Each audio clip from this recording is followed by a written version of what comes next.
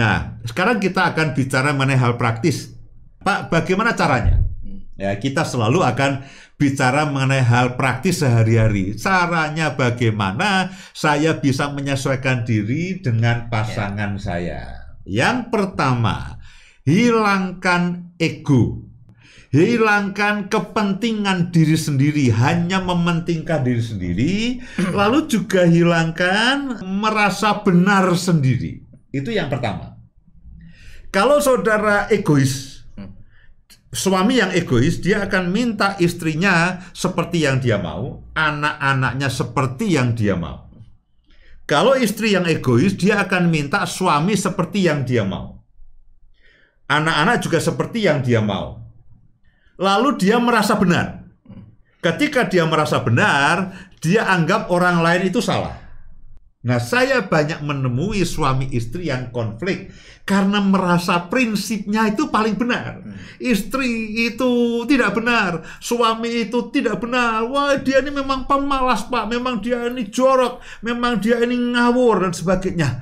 Kalau kita itu egois dan kita itu lalu memegang, kita merasa paling benar, ya tidak bisa. Untuk kita bisa menyesuaikan diri, ya lepaskanlah itu.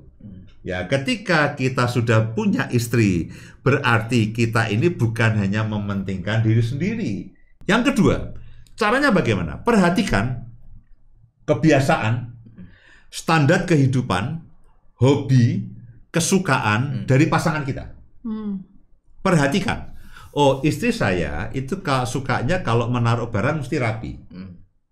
Nah, perhatikan ya, perhatikan hal-hal yang berbeda dengan saudara.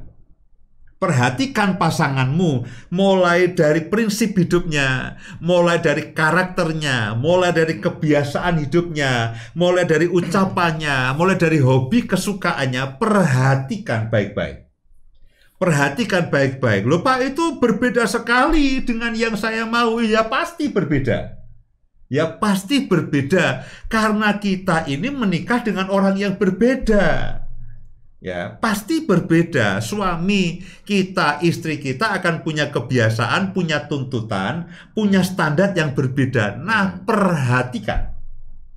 Karena perbedaan itulah yang seringkali menjadi sumber konflik. Nah, jadi yang kedua perhatikan. Lalu yang ketiga begini, ambil tekad untuk mulai menyesuaikan diri dengan pasangan saudara. Nah, yang ketiga ini adalah ambillah inisiatif, ambillah tekad. Mungkin tidak bisa langsung, tapi tunjukkan niat baik. Ya, niat baik. Minimal begini, ucapkan maaf. Loh, Ibu kok tidak ini naruh barang kok seenaknya. Oh maaf Pak, maaf. Lalu bereskan. Seandainya kita belum selalu bisa, tapi ambillah tekad untuk mulai menyesuaikan diri dengan pasangan kita.